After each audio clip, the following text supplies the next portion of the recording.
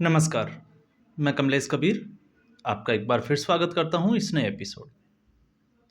आज के इस एपिसोड में हम बात करेंगे संसद के शीतकालीन सत्र की और पूरे विपक्ष की। संसद का शीतकालीन सत्र कल हंगामे की भेंट चढ़ गया, पहला दिन था। आज संविधान दिवस होने की वजह से कुछ कार्यक्रम रखे गए थे, लेकिन सदन की कार्रवाई नहीं चली।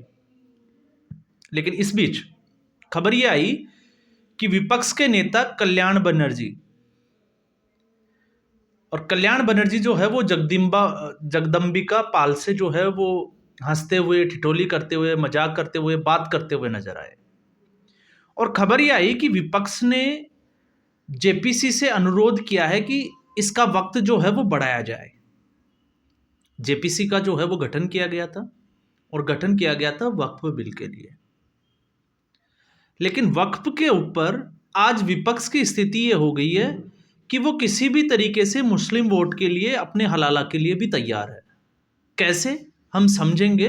लेकिन इस वक्त हम बात करने वाले हैं, उससे पहले हम बात करेंगे गौतम अडानी की। क्योंकि विपक्ष जब भी कोई ऐसा सत्र या सेशन जब पार्लियामेंट का शुरू होता है, तो उससे पहले कुछ में तो हमने देखा है कि अडानी जो है वो बहुत बड़ा मुद्दा बनाते हैं, लगातार हंगामा करते हैं और पूरा जो सत्र है वो इसी की भेंट चढ़ जाता है। और एक बार फिर जो है वो ऐसा ही होता हुआ दिखाई दे रहा है। तो ऐसे में विपक्ष की जो क्रेडिबिलिटी है उसके ऊपर सवाल जरूर खड़े हो जाते हैं। अब आप ये कह रहे होगे कि मैं गौतम अडानी को क्लीन चिट दे रहा हूं, ऐसा कुछ भी नहीं है। और ना मैं गौतम अडानी को कभी जो है वो क्लीन चिट देता हूं, क्योंकि मैंने पहले भी बताया है कि उद्योगपति जो है वो किस तरीके से टेंडर लेते हैं, ये सबको पता है। लेकिन जो सवाल उठाने वाले हैं, सवाल उनके ऊपर भी उठते हैं। कैसे उठते हैं? जैसे जिस स्किल इंडिया यूनिवर्सिटी के लिए रेवंत रेड्डी ने 100 करोड़ रुपए का दान जो लिया था, दान राशि ली थी, चेक लिया था, गौतम अडानी से उसको वापस कर दिया गया। क्यों किया गया? और अगर वापस करना था तो लिया क्यों? और वापस किसके दबाव में किया गया? तो वो सीधा समझ में आता है कि जिस तरीके से राहुल गांधी ने गौतम अडानी के ऊपर आरोप लगाए, तो राहुल गांधी की कांग्रेस पार्टी ही एक्सपोज होने लग गई। और कहीं ना कहीं कांग्रेस शासित राज्य जो है वो इसमें आते हुए ऐसी खबरें जो है वो आ रही है। अब मामला जो है वो अमेरिका का है। तो अमेरिका के जो, जिसमें न्यूयॉर्क में ईस्टर्न कोर्ट में ये पिटिशन दायर की गई थी, जहां पे अरेस्ट वारंट इशू किया गया था। तो अब हम ये भी समझ लेते हैं, क्योंकि डोनाल्ड ट्रंप जो है वो अगले महीने तो नहीं, जनवरी 20 के आसपास जो है वो शपथ लेंगे, तब तक जो बाइडन जो है वो राष्ट्रपति है। तो ऐसी स्थिति में जब जब ऐसी जो है वो चीजें बनी है, भारत को डिस्टर्ब करने की एक कोशिश की गई है। अब आप सोचिए कैसे। तो मैं थोड़ा सा आपको हिंट देता हूं, शायद आपको यह आंकलन जो है वो समझने में आसानी होगी। आपको याद होगा जब राहुल गांधी उन मुलाकात जो है, या हम कहें कि एक ट्रक ड्राइवर के साथ यात्रा करते हैं, और उसके बाद पूरा देश जो है वो ट्रक यूनियन की हड़ताल देखता है। जिस तरीके से कांग्रेस पार्टी के हरियाणा के जो हम बात करें इकाई के बड़े नेता भूपिंदर हुड्डा और उनके बेटे दीपेंद्र हुड्डा की एक प्रोफेशनल आंदोलनकारी से, जो किसानों के आंदोलन के लिए जो है वो फेमस है, उनके साथ मुलाकात होती है। और उसके बाद में जैसे जैसे क्रोनोलॉजी आगे बढ़ती है, एक नया आंदोलन जो है वो खड़ा हो जाता है। तो ऐसे एक नहीं, मैं बहुत सारे आपको जो है वो उदाहरण से समझा सकता हूं कि ऐसी स्थिति में क्या होता है। और जिस तरीके से आपने देखा कि मणिपुर का एक वीडियो जिसको 60 से 70 दिन तक जो है वो दबाए रखा, और जब संसद का सत्र शुरू हुआ तो उसके एक दिन पहले जो है वो विस्फोट ब्लास्ट करने की कोशिश की गई। और फिर वो आपने देखा होगा पूरा मणिपुर के जो है वो हिंसा के ऊपर एक पूरा सेशन हंगामे की भेंट चढ़ गया। तो इसमें कोई अतिशयोक्ति नहीं है कि इसमें जो है वो जॉर्ज सोरोस का हाथ नहीं होगा। और खबर तो ये भी है कि जिस व्यक्ति ने ये पिटीशन दायर की है वो जॉर्ज सोरोस के दोस्त का दोस्त है। और जॉर्ज सोरोस जो है वो किस लिए जाने जाते हैं, कांग्रेस के क्या कनेक्शन है, तो इसलिए जो है। और अभी भी आप देखिए कि संसद का सत्र शुरू होने से नई लोकसभा का गठन हुआ है, संसद का सत्र चल रहा है, और उससे ठीक पहले इस तरीके से गौतम अडानी के ऊपर जो है वो आपने देखा। इससे पहले हिंडनबर्ग एक पूरा सेशन, जब अमेरिका दौरे पे गए थे राहुल गांधी, और उसके बाद हिंडनबर्ग रिपोर्ट आ गई थी। तो ये एक क्रोनोलॉजी सी बनती है जिससे समझ में आता है कि अडानी के बहाने जो है वो एक पूरा सेशन खराब करना है या फिर वक्फ को बचाना है। क्यों? क्योंकि इसका संकेत 3 दिन पहले प्रधानमंत्री नरेंद्र मोदी ने जब बीजेपी कार्यालय मुख्यालय से अपने कार्यकर्ताओं का संबोधन किया था, उसमें इस बात का जिक्र किया था और उन्होंने साफ तौर से कहा था कि अब जो है वो वक्फ के ऊपर या संशोधन करने का जो है वो समय आ गया है और ये देश जो है वो संविधान से चलेगा और संविधान में कहीं भी वक्फ का जिक्र भी नहीं है। तो अब आप समझ गए होंगे, केंद्र सरकार ने महाराष्ट्र के चुनाव परिणाम के बाद में अपने इरादे साफ कर दिए हैं कि अब वो पीछे हटने वाला नहीं है। और आज तो आपने देखा होगा, वीडियो भी चल रहा है प्रधानमंत्री की बॉडी लैंग्वेज को लेके और उनकी जो आवाज है उसको लेके। तो ऐसे में विपक्ष जो है वो जिसको हम कहें कि सोच रहा होगा कि अब क्या करें, तो ऐसी स्थिति में कुछ ना कुछ तो है वो नया चाहिए होता है। अब बात आती है कुछ लोगों को कि वक्फ के ऊपर वक्फ क्यों नहीं चाहिए। वैसे भारतीय जनता पार्टी जो है वो इसमें संशोधन कर रही है। मुझे लगता है कि इसको संशोधन नहीं, इसको खत्म ही कर देना चाहिए। ऐसी समस्या जो नासूर बन जाए उसको हमेशा के लिए खत्म कर देना चाहिए। क्यों कर देना चाहिए? सबसे पहले अगर हम बात करें तो सरकार ने वक्फ बोर्ड को नियंत्रण में लिया था 1954 में, फिर उसके बाद में 1995 में जो है वो इसमें संशोधन किया गया और फिर उसके बाद में 2013 में मनमोहन सरकार जो थी यूपीए 2 जाते जाते फिर इसमें संशोधन किया गया था। और संशोधन किस तरीके का था? और इससे पहले तो आपको पता होगा कि सुप्रीम कोर्ट तक इसमें इन्वॉल्व था। 1998 में तो सुप्रीम कोर्ट ने ये कह दिया था कि अगर वक्फ किसी संपत्ति पे दावा करता है और वो वक्फ की हो जाती है तो वो हमेशा के लिए जो है वो वक्फ की ही संपत्ति रहेगी। तो फिर विवाद क्यों हुआ? अब विवाद की जड़ भी हम समझ लेते हैं। शायद ये जो है वो सीधे तरीके से समझ में ना आए, लेकिन इस तरीके से समझ में आ सकती है। अभी आपने देखा होगा कांग्रेस शासित राज्य कर्नाटका, हालांकि अभी राकेश टिकैत, गुरनाम चढ़ोनी, योगेंद्र यादव, आंदोलन जी भी जो है वो कर्नाटका नहीं गए क्योंकि वहां पे कांग्रेस पार्टी की सरकार है। वहां का किसान जो है वो सड़कों पे धरने प्रदर्शन कर रहा है, सरकार को लगातार जो है वो चेतावनी दे रहा है। और क्यों दे रहा है? क्योंकि वक्फ ने वहां पर किसानों की जमीनों के ऊपर जो है वो दावा कर दिया कि ये संपत्ति वक्फ की है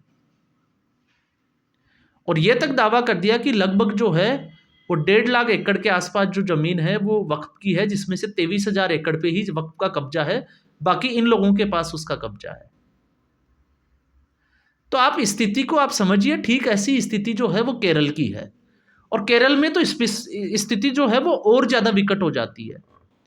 केरल के एर्नाकुलम जिले की एक पूरे गांव के ऊपर जो है वो वक्फ ने दावा कर दिया कि ये पूरा गांव का गांव जो है वो वक्फ की संपत्ति है, जिसमें 600 से ज्यादा हिंदू और ईसाई परिवार रहते हैं। अब आप सोच के देखिए। और इसलिए क्योंकि किसी जमाने में अनवर खान ने,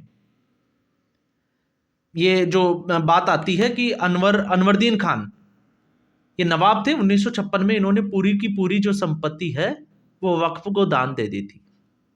और अब जब वहां पे जो है वो लोग बसे हुए हैं तो ऐसी स्थिति में वक्फ जो है वो पूरे गांव का था।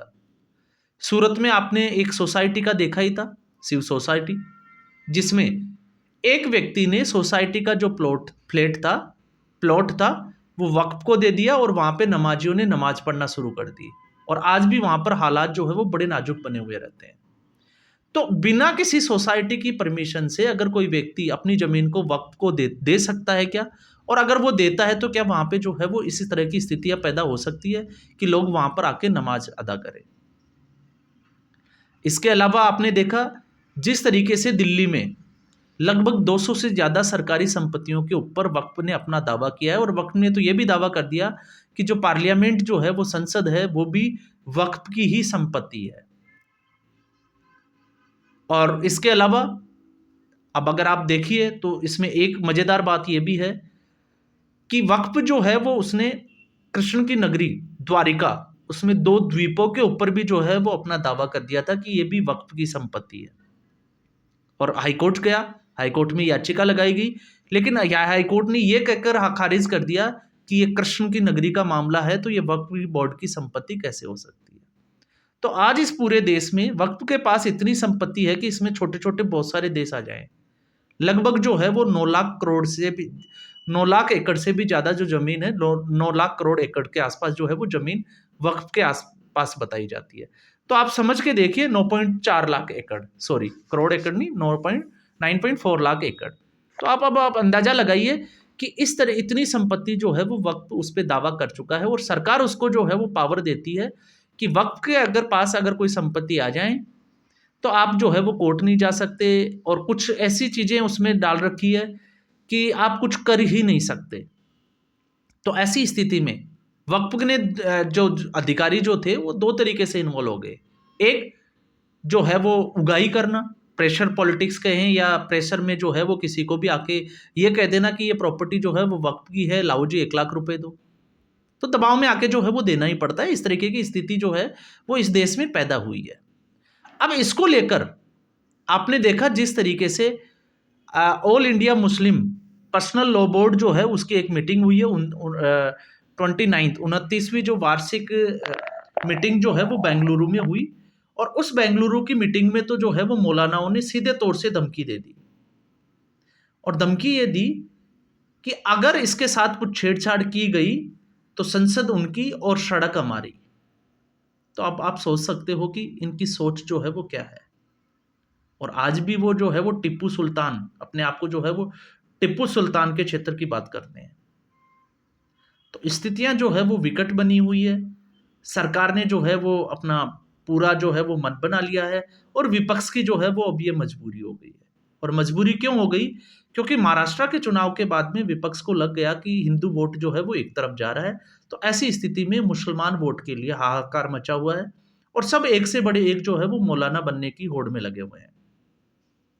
तो ये जो है वो सारा कुछ खेल जो है वो इसलिए चलता है कि किसी भी तरीके से संसद का काम नहीं होने दिया जाए, और जब काम नहीं होगा तो उसके बाद में प्रधानमंत्री नरेंद्र मोदी को जो है वो कटघरे में, या इस सरकार को जो है वो कटघरे में खड़ा कैसे किया जाए। और जब बात आती है संविधान की, तो आपने देखा कि किस तरीके से 1975 में सेकुलर और सोशलिस्ट शब्द जो है वो बड़ी चालाकी के साथ आपातकाल के समय जो है वो संविधान में ऐड कर दिए गए। तो सबसे बड़ा बदलाव जो है वो उसी वक्त हुआ। और सेकुलर शब्द जो है वो सिर्फ और सिर्फ हिंदू धर्म के लिए, हिंदू धर्म को सिखाया जाता है कि आप जितने सहनशील बनोगे आपको दबाया जाएगा, आप सहनशील बने रहो क्योंकि आपको सेकुलर रहना है। लेकिन दूसरी तरफ एक सोच दिखाई जाती है, जिहाद की सोच जो है वो सिखाई जाती है कि आपको जो है वो किस तरीके से जिहाद करना है। तो इसलिए सारी की सारी चीजें जो है वो इसी हिंदुओं के ऊपर थोपी जाती है, और जब अब इससे कोई बाहर निकलने की बात करता है तो फिर इन मौलानाओं के जो है वो दर्द शुरू हो जाता है, और फिर इसी में कूद जाती है ये विपक्ष की पार्टियां। तो इसलिए मुझे जो है वो एक सारा का जो है वो एक प्रोपेगेंडा लग रहा है, क्योंकि इससे पहले हिंडनबर्ग रिपोर्ट भी आई थी और वो झूठ साबित हुई, किस तरीके से जो है वो शॉर्ट सेलिंग जो है वो पैसे कमा के निकल लिए। और मुझे लगता है इसकी भी अगर जांच आगे चलेगी तो हाँ, इसमें एक चीज और जरूर है कि एक चीज समझ में नहीं आती कि विपक्ष जब जेपीसी की मांग कर सकता है और अडानी का मुद्दा जो है वो संसद में उठाता है, तो विपक्ष जो है वो कंप्लेंट क्यों नहीं करता? वो ईडी सीबीआई एजेंसियों को जो है वो लिखित में कंप्लेंट भी तो दे सकता है, लेकिन विपक्ष जो है वो इसमें हाथ नहीं डाल रहा। तो कांग्रेस पार्टी, गौतम अडानी, ये सारी चीजें जो है वो एक मिलीभगत का पार्ट सा लग रहा है मुझे, क्योंकि जिस तरीके से अशोक गहलोत ने 65,000 करोड़ का एक एमओयू साइन किया, हजारों एकड़ जमीन राजस्थान की जो है वो अडानी को दे दी। फिर उनकी जो बंद खाने थी कांता बसरा, मैंने पहले भी बात की थी, परसा, उसको जो है वो चालू करवाने के लिए सोनिया गांधी के बंगले के चक्कर काटे। तो ये तमाम तरह के जो है वो बातें यही दिखाती है कि हाथी के दांत जो है वो खाने के कुछ है और दिखाने के कुछ है। तो इसी स्थिति में भी जो है वो सब कुछ यही नजर आ रहा है। तो आज के एपिसोड में बस इतना ही। उम्मीद करूंगा ये वीडियो एपिसोड आपको पसंद आया होगा। वीडियो को लाइक करें, शेयर करें, चैनल जरूर सब्सक्राइब करें। धन्यवाद।